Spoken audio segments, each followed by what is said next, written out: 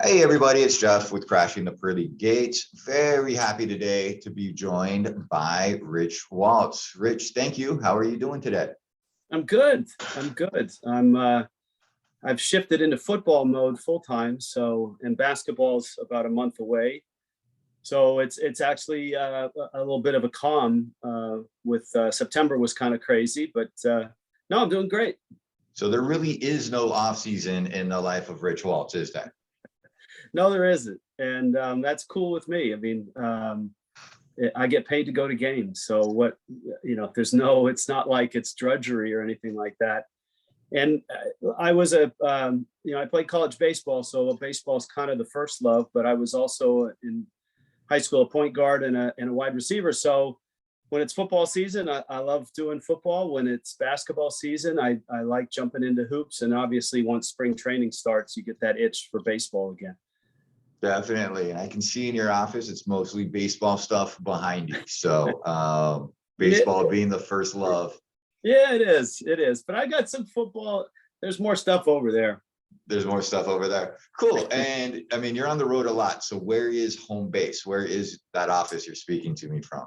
I'm in Issaquah, Washington, which is about 20 miles east of T-Mobile Park, home of the Mariners. I lived here a long time ago before I moved to Miami. I was in Miami for 13 years, calling Marlins games. And after that went away, I moved back up here. My wife is from here.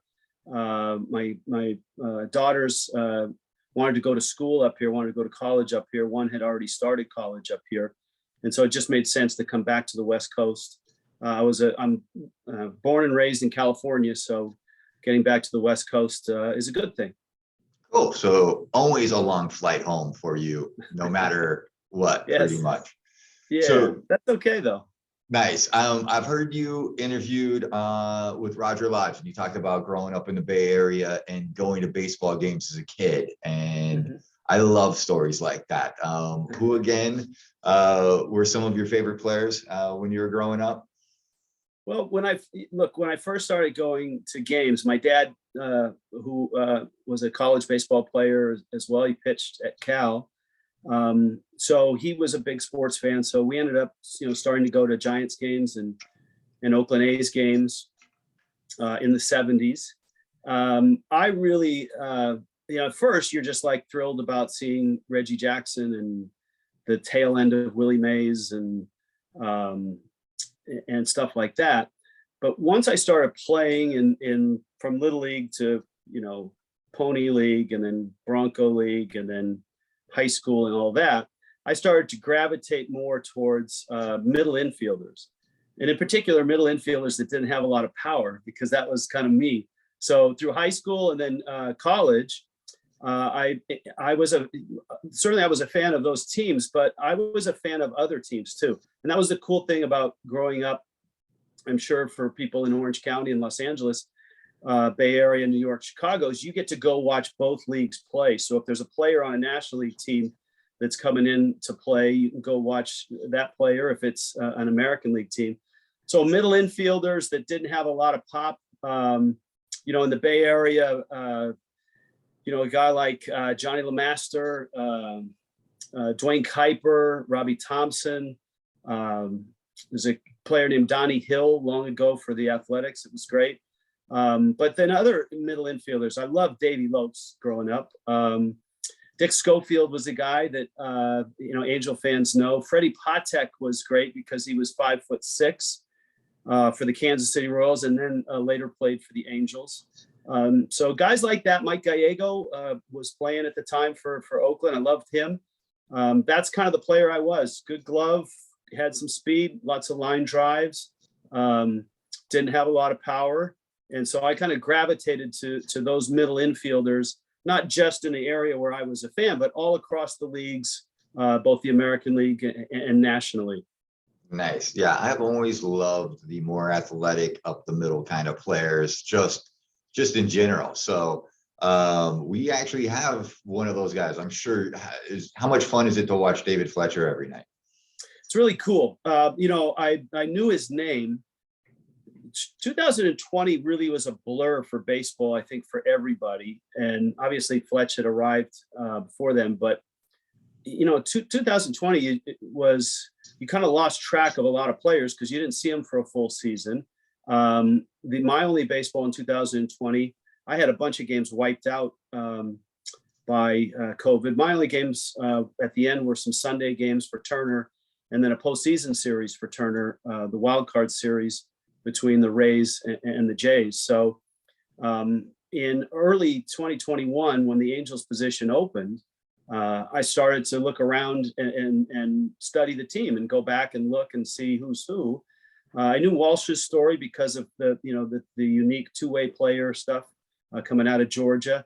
And I knew Fletcher's name, but I didn't realize his body of work and his game, right? The ultimate contact hitter and just how good he was defensively.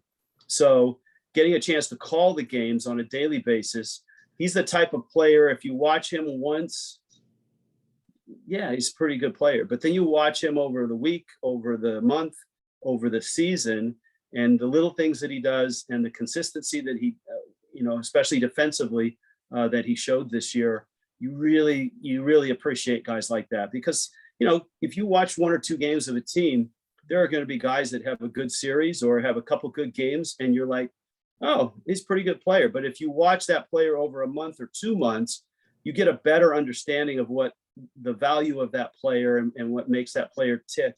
And sometimes those guys don't have the consistency and aren't able to do it over a week or a month or a year. But Fletcher certainly has that ability. I will say this too. I'm really interested to see what his offseason is like. There's been no better time in Major League Baseball for players to improve their skills than right now. The technology, the level of instruction, you can look across the league at players who have revived their career or who have seemingly changed the trajectory of their career late in their minor leagues just by getting instruction, using technology, changing things. So I would expect that Fletch will spend a lot of time this season taking a look at the last 2 months at the plate, make adjustments, and come back roaring in spring training. Yeah, I've actually gotten to know Fletcher fairly well and gotten to know his parents really well. Even in the minor leagues, he was the kid. His parents live about a block and a half away from his high school. The day after Thanksgiving, he'll be out there taking BP and running infield with the high school team. So as far as him working, he's probably working right now.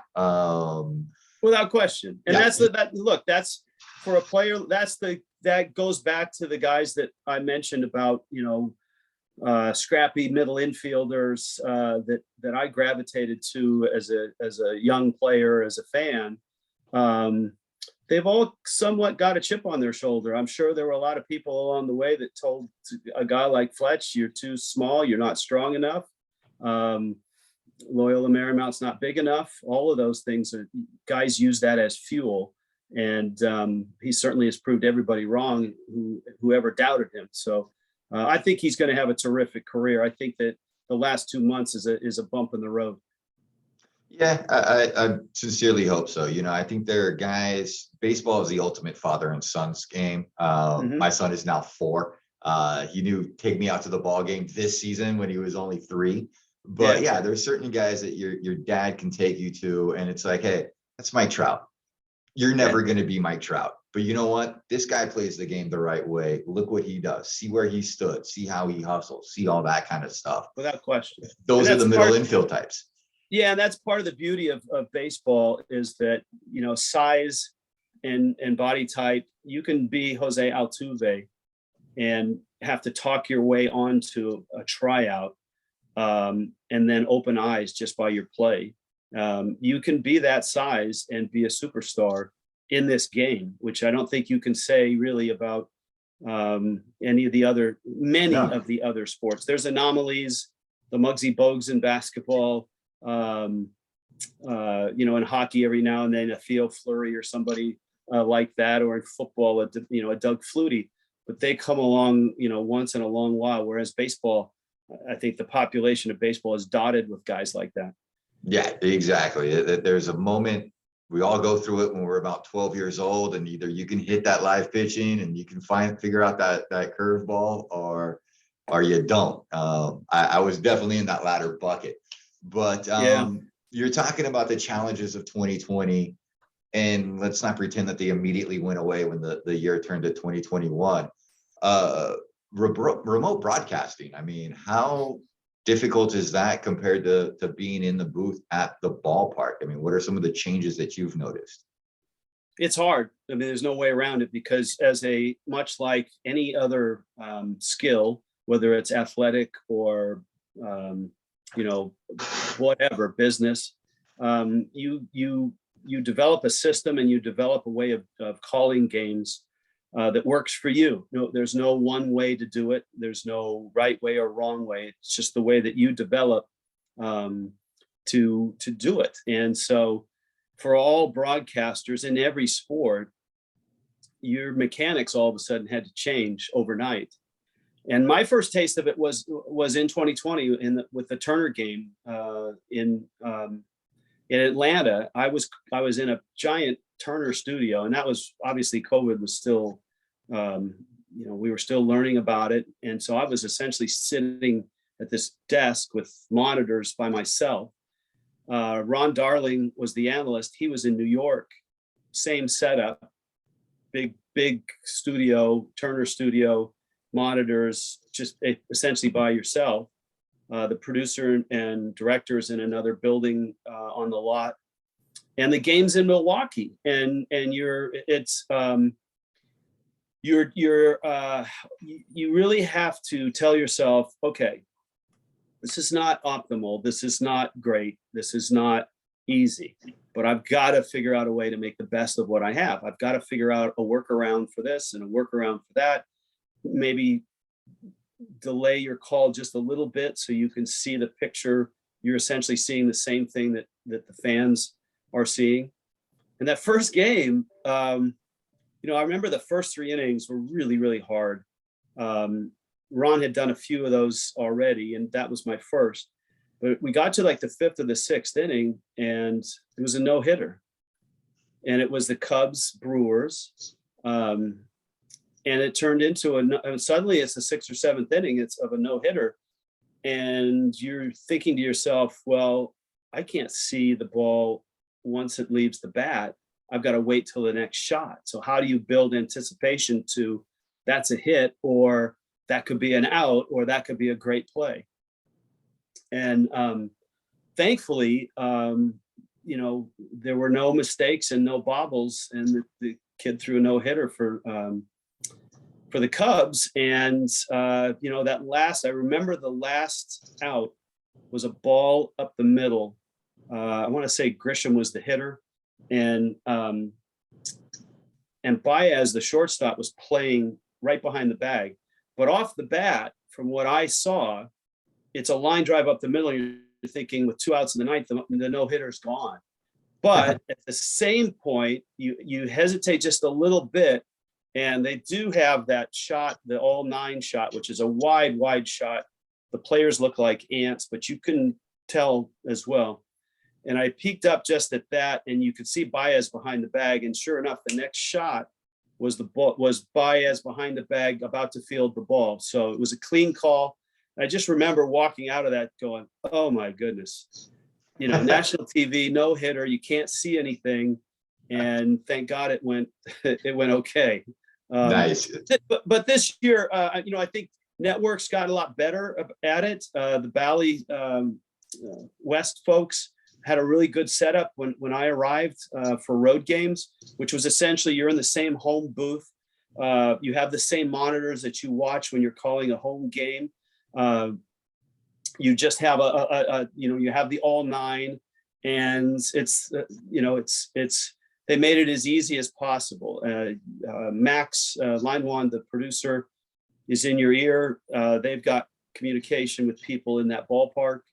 So the more I think networks and regional networks did games that way, the better they got at doing that. But I'm fully hopeful, and I suspect that next year broadcasters are back in ballparks and able to actually see the games that they're calling. Nice. And I've been in the Angels booth during games, and I mean that is the best view in the whole best view I've ever seen at a baseball game. It's two things. It's a great workspace, and the sight line is terrific.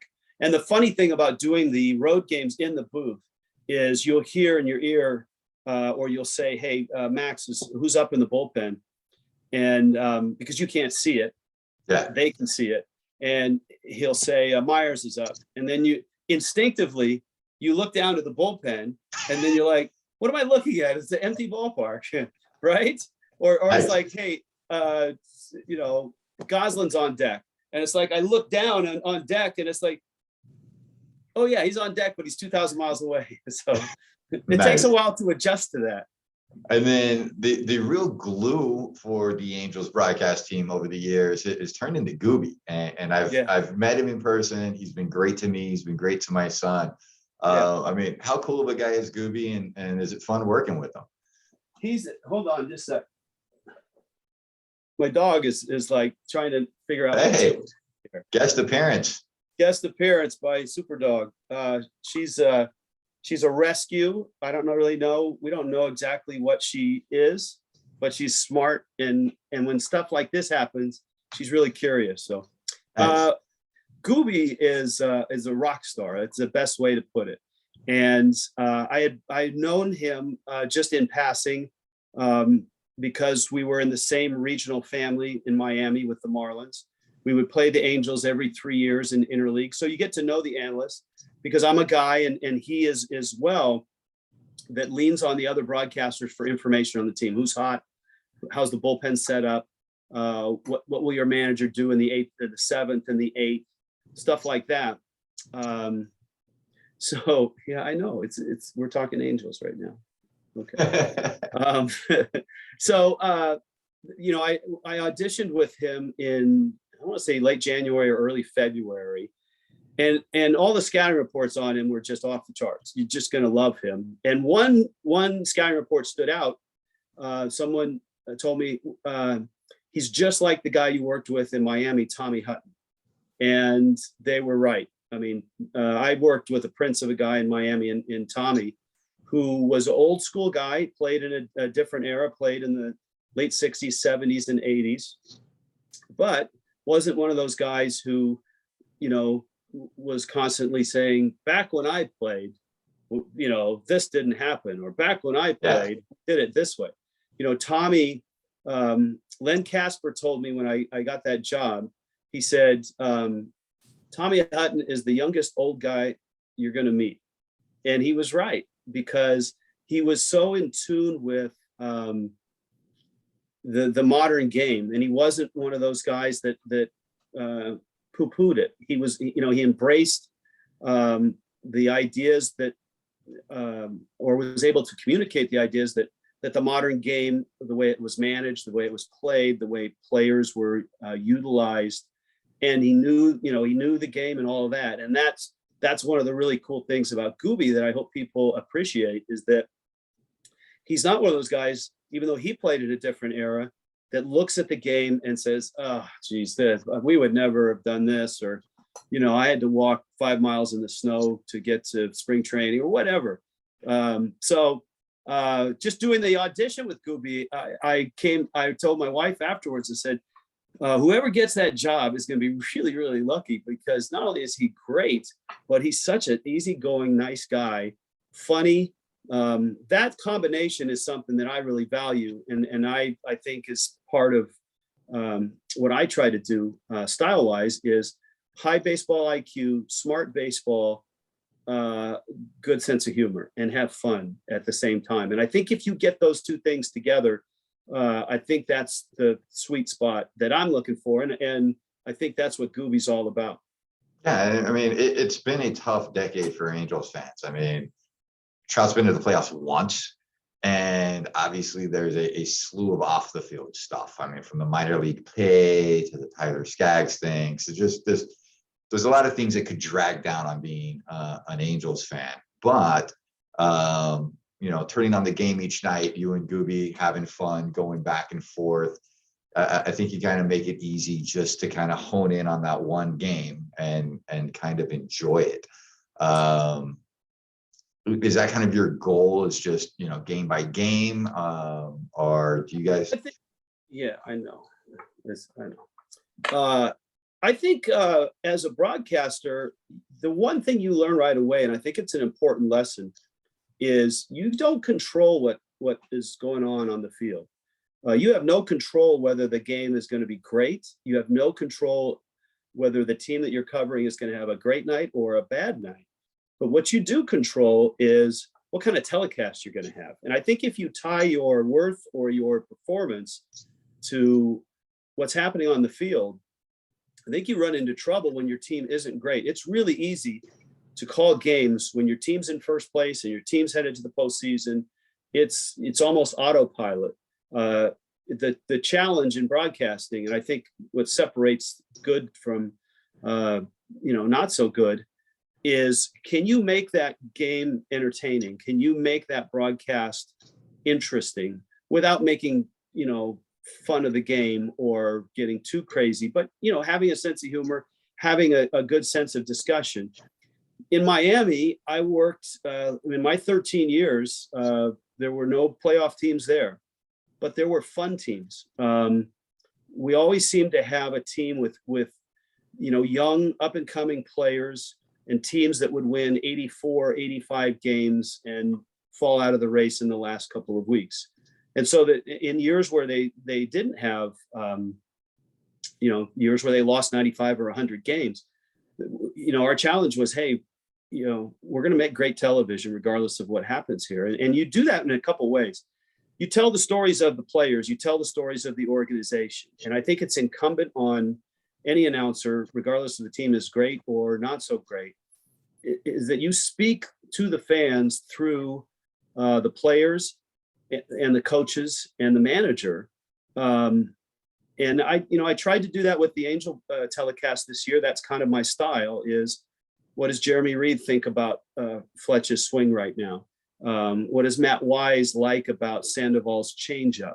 In this day and age, there are fans at home have as much information as the broadcasters do, and they can get to it faster because we're calling the game, and many people are watching the game like I do with a device, with a laptop or an iPad or whatever, and you can look stuff up and it's available right away. But what they don't have at home, and I think it's important for a broadcaster to bring to them, they don't have the access.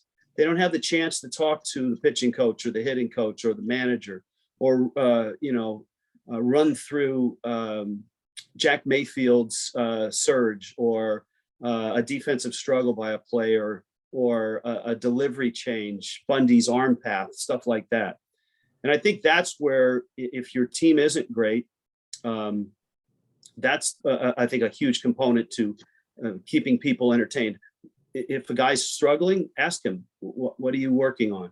I remember with Stanton back in Miami, when he ran into a slump, you could approach him and say, what are you working on? You could talk to Frank Menachino, the hitting coach, and he'd tell you, well, he's struggling with identifying slider. And, he's not hitting on the field, he's hitting in the cage. And all we're doing is putting the pitching machine, and it's slider, slider, slider, slider. And we're making sure that it starts over the plate and misses out just so he sees it. And that's a great story. So then all of a sudden, when he comes to the plate, you can talk about that, and you can watch, and you can include the fans in that. Let's watch what happens when a slider starts out over the plate and is a wipeout slider that misses a foot outside. Does he swing at it? If he doesn't, all of a sudden you've got a story there. All right, he's starting to make the adjustment. How do you climb back into swinging the bat? Those are the type of things I think that you have to do when your team isn't great. And look, I think the Angels season this year, a lot of things were affected by the loss of Rendon and Trout. Certainly, the trajectory of the season changes, I think, for the front office too. When you get to July and you don't have those two, and you're probably not going to have them for the rest of the year, that affects what you do in terms of trades. That affects in affects everybody in terms of, all right, how are we going to use this player moving forward? So I don't think the Angels were that far away from being a 500 team. In fact, I think if you get a full season of Rendon and a full season of Trout, you might not win the division, and you might not, win 92, 93 games, but I think certainly you're over 500 and you're in the mid 80s in wins. That changes the perception and the trajectory of a season. Definitely. So, although I could talk to you all day, I do respect your time. No, I got to take her story- for a walk, but other than that, I'm good. Okay. Biggest story in baseball. You got to be part of it. Shohei Ohtani's just absolutely amazing year. How great was it to cover it? And how cool is it, if you've thought about it, that 20, 50, 100 years from now, when people are talking about it, your voice is going to be along with those highlights of so many of those memorable moments that we're going to look back on as long as we have baseball. Yeah, and that wasn't lost on me. It wasn't lost on Gooby. It wasn't lost on Jose or our entire broadcast crew. We all knew that we're chronicling history here, and it adds a little something to your prep, and it adds a little something to your performance, knowing the importance of it and the significance of what you're seeing, because no one's ever seen it. Ruth had like one season where he pitched and hit, and his numbers didn't, it's a different era, so it's really hard to compare the two. But yeah, you knew it, and just unbelievable. I've seen stuff like that, but in two different guys or three different guys. To see it all in one package was just incredible to me. I was in Seattle when Ichiro arrived, and I was the pregame host, TV host, and the fill-in play-by-play guy. And at the time I was just starting at ESPN and doing some games there as well. And to see the phenomenon of Ichiro and him walk in and everybody doubt that he could do, even come close to what he did in Japan, and then to see him do what he did, and see the Japanese press and see the attention, and was really incredible. In Miami, in terms of the home runs, Stanton hit 59 that season was awesome and amazing. And, as you got to August and September, all of a sudden you're like, he could get to 50, he could get to 60. So I saw that part of it where you're anticipating, is he going to hit another one today? Is he going to hit another one today? And then Jose Fernandez, the phenomenon that he was in Miami was very similar to when Shohei took the ball. It became a big event. Everybody, things stopped. People tuned in. People didn't want to miss the start. And he was a dominant starter, was Jose. And obviously Ohtani was incredible. The two starts that stand out to me were the last two starts that I got to call, where he didn't get run support. He didn't get the win in the end, but he was just brilliant. Didn't walk anybody. I think he struck out like 20 in the two games. Just incredible. So I saw that, but it was in three different guys. So you're watching one guy.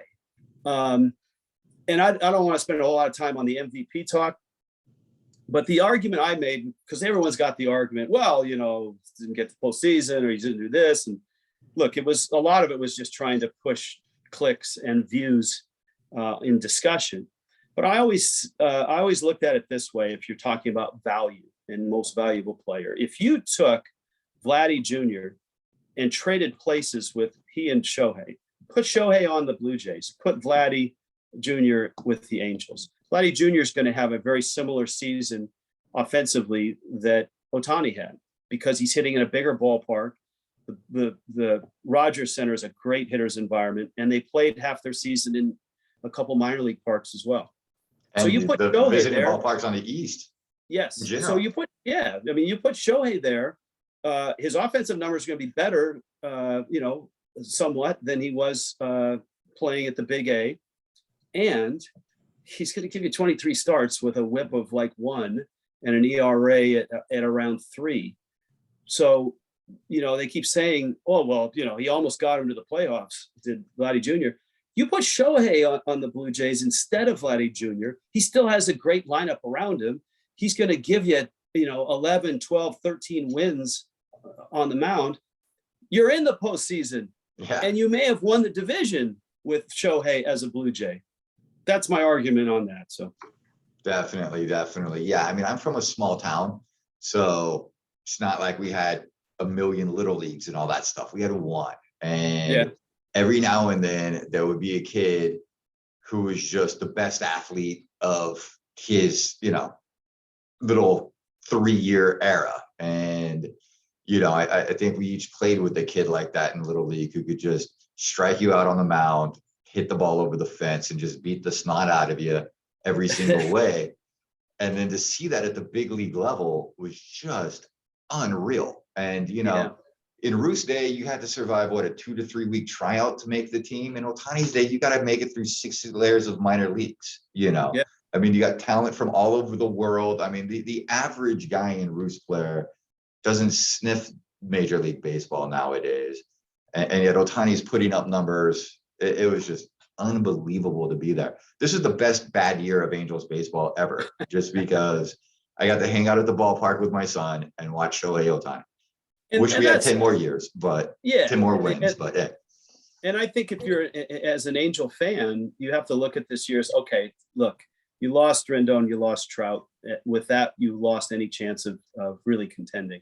So then you say, okay, so what are the positives? What can you make of this year? Well, Ohtani was just an incredible ride, but there were some guys that because of this, you got to see Brandon Marsh play. You got to see Joe Adele play, and they got valuable experience and time, and showed that it's more than just potential. It's there. Can they improve on it and have the careers that you're hoping?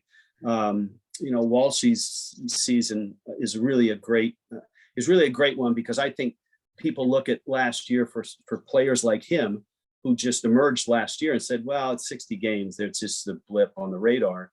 But to follow it up with the year that he had, that's great. So, getting to see the young pitchers, Sandoval, Warren, Suarez, guys, get an opportunity that they might not have had. And that's value. There's value in that. And Definitely. I think if you take anything away from this season, it's a chance to evaluate at the major league level against great teams, especially teams down the stretch that were contending. It's being able to find out about players like that.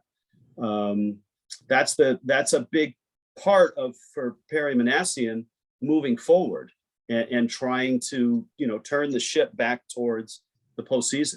Yeah, that's another thing I love about baseball. I mean, when your football team's bad, you just have a bad team. When your basketball team's bad, you just have a bad team. But in baseball, it's like, hey, we have a bad team, but we might be able to turn the corner if Sandoval is for real, if Suarez is for real. You know what? Marsh and Adele are going to get their teeth kicked in at some point and have to adjust. Let's do it now. You don't get that in the NFL. You don't get that. I mean, I think maybe you get it in hockey. I'm not a big hockey guy, but right. You can actually have an entertaining, meaningful bad year in baseball. And it's incumbent on and I think this front office knows that's a big part of it. Joe Madden loves versatility. Goslin, Mayfield, those are hit players that, roster spot 22 through 25 in this day and age, or 26 in this game. Those are vitally important. You look at the teams in the postseason, and the bottom of their rosters oftentimes is just as important as the top of the roster. So finding out about those guys, what can they do? What can't they do? If I put them there, how do they respond? Madden in both with the Rays and with the Cubs always had players like that he was able to move in and out and adjust. And I think if you look at the top teams and postseason teams, Chris Taylor, Enrique Rodriguez, Luis Robert, everybody seems to have one guy that they can move all around the diamond, and it creates depth at like 4 different spots at once, and it's awesome. So and I would say this too to Angel fans. I mean, when you look at Perry and the challenge in front of him, the first thing to do for any successful organization, and any general manager will tell you this, is get organizational depth. And I think the draft this year for pitching, obviously, and the 2 trades is you're trying to assemble organizational depth. But when I look at a general manager, I always look at where that general manager has been and who the influences on that general manager have been, because that tells you, especially if the current general manager had success in those places. And Perry arrived in Toronto, I want to say like 09 or 10, just as the Blue Jays and Alex Anthopoulos were assembling and laying the groundwork and scouting and in draft for those really good Blue Jay teams that came this close to getting to the World Series in 15 and 16, and Bautista and those guys. And then he arrived in Atlanta, and I believe Anthopoulos was there Yes. as well. And the Braves were one of the best, because I saw it up close in the National League East. The Braves were one of the best teams at making a rebuild almost seamless, because for some organizations, the rebuild can take, for some it can take 3-4 years. For some it can take 3 years. For the Braves, it just seemed like overnight they were able to make some really good trades. Freeman was like the piece they kept. All of a sudden they were developing great starting pitching. They had bullpen depth, and Atlanta from that point through has been a postseason type team. So, I mean, that's the model. And a guy like Perry Manassian has been in baseball his whole life, but to come through those two organizations, through those two periods, I think is vitally valuable to him and to the Angels organization at this point in time. Yeah, I think we're probably going to start seeing some of that draft class middle of next year, particularly the dedicated closers that they drafted. I think by 2023, I think we could have a good nucleus of pitching here and be ready to roll. But yeah, definitely going to be an interesting next couple of years for the Angels. We definitely have, 3 absolute studs that need to be built around. I know broadcasting is a year by year, almost day by day thing, and Bally hasn't announced anything, but I would just like to say thank you very much. And we positive comments on you across the board. Everybody's hoping that you're back. We really enjoyed the time that you've been here as the voice of the Angels. Well, I appreciate that. And it was to parachute in with like 3 days notice and be the voice of the team. I'm thankful that the fans were not forgiving, but accepting. And, at first you don't want to come in and act like you've been there the whole time and that you know everything about the team, because you don't. But having Gooby and Jose with me was just immeasurable in how much it helped. And I had a great time, and I love the organization. It was really fun to get out and see people in the community at games and at other, that 5K race was just really impressive to show up to that and see all the fans that were there at 8 a.m, ready to run, to raise money, and just the vastness of it. It was really eye-opening to me. So look, I had a great time. I would love to be part of the future. But no, I appreciate the kind words from you and from other fans, and even the not so kind words too, because you learn something sometimes when you do. There was a wise man that once told me when I started, say, hey, don't believe all the great things people say about you. If back then it was, don't believe all the good things people write in the paper on you. And I was like, well, why not? That would be, I would like that. And he said, because if you believe all the great things, you got to believe all the bad things. So, but look, any encouraging notes, even some notes people said, hey, I wish you would do this. Every now and then you'll find a nugget. It's like, they're right. I need to be a little more descriptive on this, or I need to be a little more aware of that. But for the most part, the Angel fans were great. People around the ballpark were great. That's the thing that stood out, is that the people knew your name. I was there for a week, and I'd walk by an usher or walk by someone working at the ballpark, and they'd say, hi, Rich, good game last night. And you're just like, wow, that's amazing. So it's like a family.